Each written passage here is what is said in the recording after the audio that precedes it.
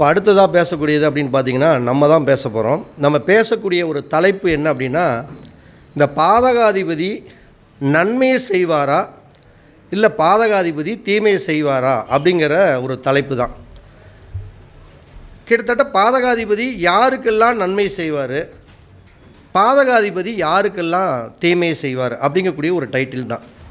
அது என்ன பாதகாதிபதி அப்படின்னா, நம்மளுக்கு யார் எந்த கிரகங்கள் கெடுதல் செய்தோ அந்த கிரகம் பாதகாதிபதி. பாதகாதிபதினா கெடுதல் செய்கிறதுன்னு பேர். அப்போ எல்லாத்துக்கும் லக்கணம் 12 லக்கணம் இருக்குது. அந்த 12 லக்கணத்துலேயே சரலக்கணம்னு ஒரு 4 லக்கணம், ஸ்திரலக்கணம்னு ஒரு 4 லக்கணம், உபயலக்கணம்னு ஒரு 4 லக்கணம் இருக்குது. அதாவது மேசம், கடகம், துலாம், மகரம் அப்படிங்கிறது சரலக்கணம். 2, 5, 8, 11 அப்படிங்கக்கூடிய ரிஷபம், சிம்மம், விருச்சகம், கும்பம் அப்படிங்கிறது ஸ்திரலக்கணம். உபயலக்கணங்கிறது 3, 6, 9, 12 4 கட்டத்தில் இருக்கக்கூடிய மிதுனம், கன்னி, தனுசு, மீனம். இப்போ இந்த லக்கணத்துக்காரங்களுக்கு ஒவ்வொருத்தருக்கும் ஒவ்வொரு இடம் பாதகமாக இருக்கும். இப்போ சரலக்கணம் அப்படின்னா அந்த லக்கணத்துக்காரங்களுக்கு எல்லாமே 11ஆம் இடம் அப்படிங்கக்கூடிய இடம் தான் பாதகஸ்தானம் அப்படின்னு பேர். எல்லாத்துக்கும் தெரிஞ்ச விஷயந்தான் அடிப்படையில்.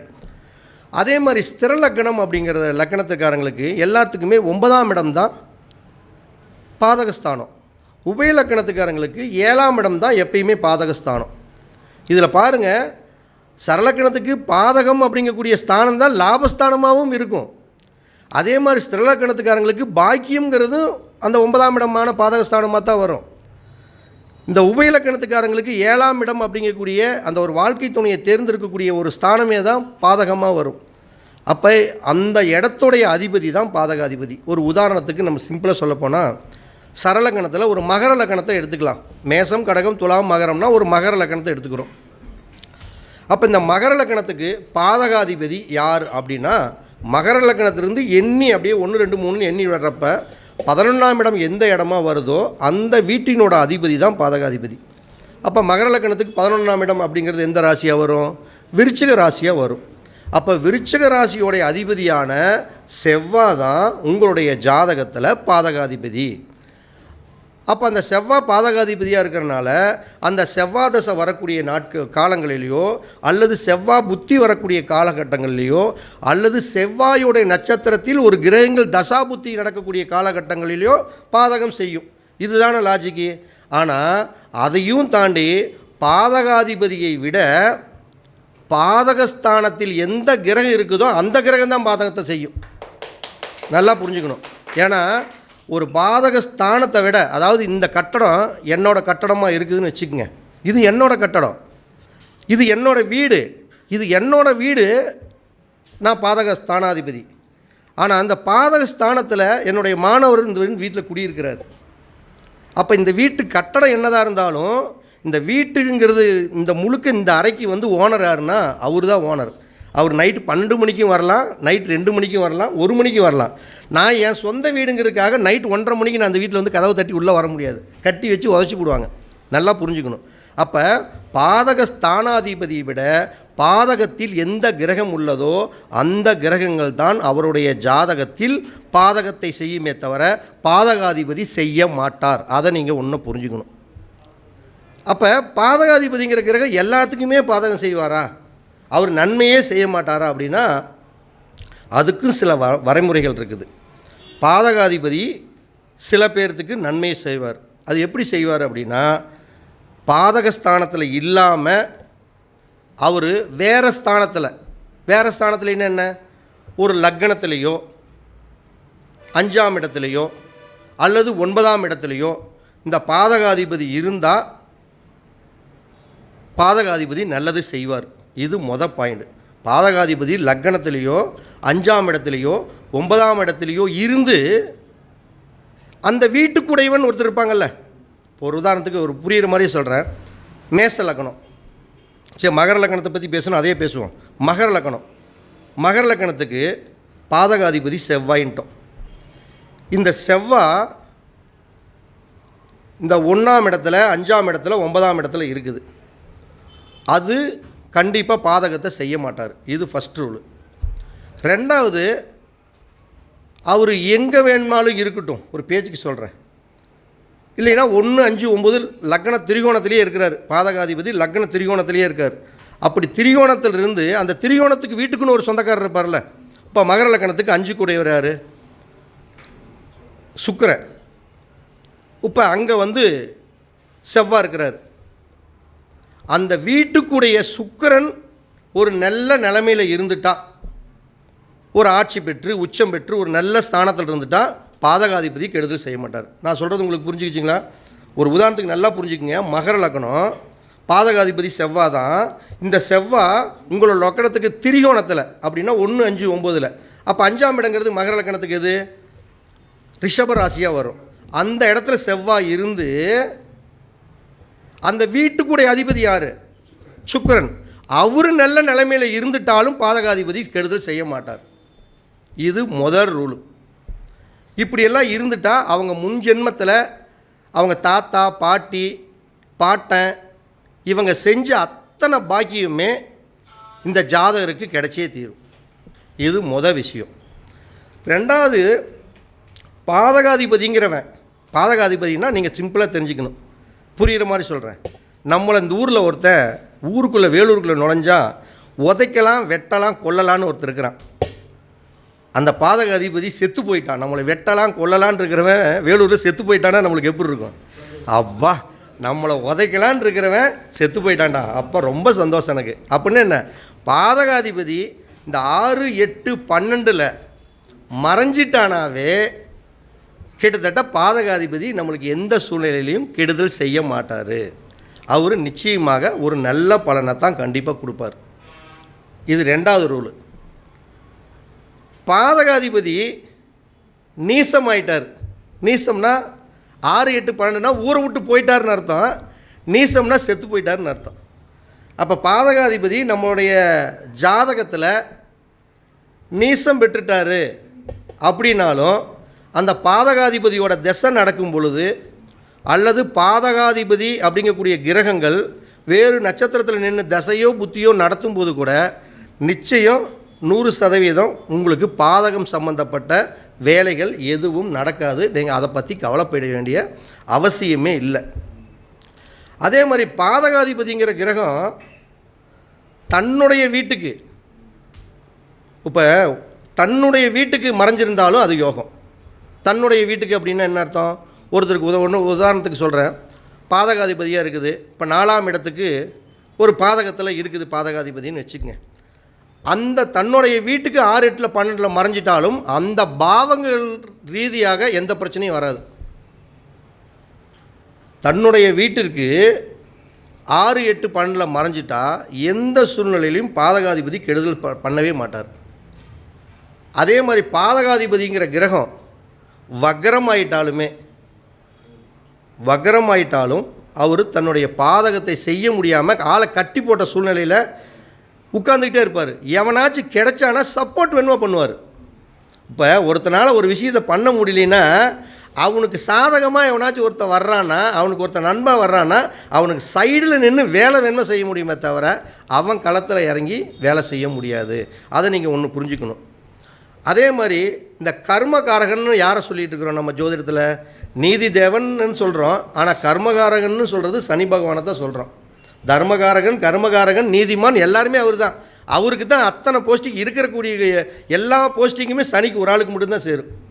சனி இல்லாமல் ஒரு தொழிலோ ஒரு கெடுதலோ ஒரு நன்மையோ ஒரு வேலையோ ஒரு கர்மமோ எதுவுமே நடக்காது. அத்தனைக்கு இந்த சனி தான். அப்போ இந்த பாதகாதிபதியை சனி பார்த்துட்டாலுமே, சனி பார்த்துட்டாலும் என்ன, சனியோடைய பார்வை என்ன? 3, 7, 10. இப்போ பாதகாதிபதி ஒரு இடத்துல இருக்குது. இந்த சனி 3, 7, 10ஆம் இடம் பார்வையாக இந்த பாதகாதிபதியை பார்த்துட்டாலும் பெரிய அளவுக்கு உங்களுடைய ஜாதகத்தில் இந்த பாதகாதிபதி நன்மையை தான் செய்வதை தவிர தீமையை 100% செய்வதற்கு வாய்ப்புகள் இல்லை. அதையும் நீங்கள் நோட் பண்ணி வச்சுக்கணும். இந்த நான் சொல்லக்கூடிய ஒரு 10 பாயிண்ட் மட்டும் மனப்பாடம் பண்ணி வச்சுக்கிட்டிங்கன்னாவே போதும். பாதகாதிபதி திசையை பற்றி நம்ம கவலைப்படவே தேவையே இல்லை. அடுத்தது, பாதகாதிபதி சர்ப்ப கிரகம்னு சொல்லக்கூடிய கிரகம் எந்தெந்த கிரகம்? ராகு பகவான், கேது பகவான். இந்த பாதகாதிபதி ராகு கேதோட சேர்ந்துட்டாலும் அந்த பாதகாதிபதி திசையில் நீங்கள் பயப்பட தேவையே இல்லை. பாதகாதிபதியாக இருக்கக்கூடிய கிரகம் என்ன கிரகமோ அந்த கிரகங்கள் தன்னுடைய பலாபலன்களை கொடுத்தே தீரும். ஒரு உதாரணத்துக்கு செவ்வாய் ராகுவோட சேர்ந்துருக்குது, கேதோட சேர்ந்துருக்குது, பாதகாதிபதி தான் அப்படின்னு நினச்சிக்கிட்டு இருந்தோம்னாலும் அந்த செவ்வாய் திசையில் தான் அந்த செவ்வாய்ங்கிறக்கூடிய நிலம், பூமி, சொத்துங்கிறத கண்டிப்பாக கொடுத்தே தீரும். ஆனால் அதுக்கப்புறம் ராகுன்னு ஒருத்தன் வருவான் பார்த்தீங்களா, அவன் நீ என்னென்ன கொடுத்தியோ பிடுங்கிறதுக்கு அவன் தயாராக காத்துக்கிட்டு இருப்பான். அதை தான் நம்ம இதை புரிஞ்சுக்கணும். பாதகாதிபதியோடு இப்போ செவ்வாய் ராகு சேர்ந்துருக்குது அப்படின்னா, செவ்வாய் பாதகாதிபதி ராகுவோட கேதோட சேர்ந்துருந்தாலும் அது நன்மையை தான் கொடுக்கும். ஆனால் செவ்வாய் திசையில் அந்த பாதகாதிபதி திசையில் அவன் நிலம் வாங்குவான், பூமி வாங்குவான், கட்டடத்தை வாங்குவான், சொத்தை வாங்குவான், எல்லாமே கொடுத்துருவான். ஆனால் கூட ஒருத்தர் அடுத்த வரக்கூடிய திசை ஒன்று இருக்கும் பார்த்தீங்களா, செவ்வாய் திசைக்கு அடுத்தது ராகு திசை வரும். அந்த ராகு திசையில் என்னென்ன இந்த செவ்வாய் திசை சம்பாரிச்சானோ அத்தனையும் அந்த ராகு திசை பிடுங்கிட்டு தான் விடும், 100% பிடுங்கிடும். அப்போ என்ன பண்ணணும்னா, அந்த இடத்த நம்ம பேரில், ஒரு காரு நம்ம பேரில், ஒரு வீடு நம்ம பேரில் வாங்காமல் அடுத்தது நம்மக்கிட்ட ஓட்டாண்டி மாதிரி நம்மக்கிட்ட கொள்ளையே அடிச்சிட்டான். ஒரு பேங்கில் நம்ம ஊருக்குள்ளே ஒருத்தன் 50 ஒரு 5 கோடி ரூபாய் பணத்தை ஆட்டை போட்டான்.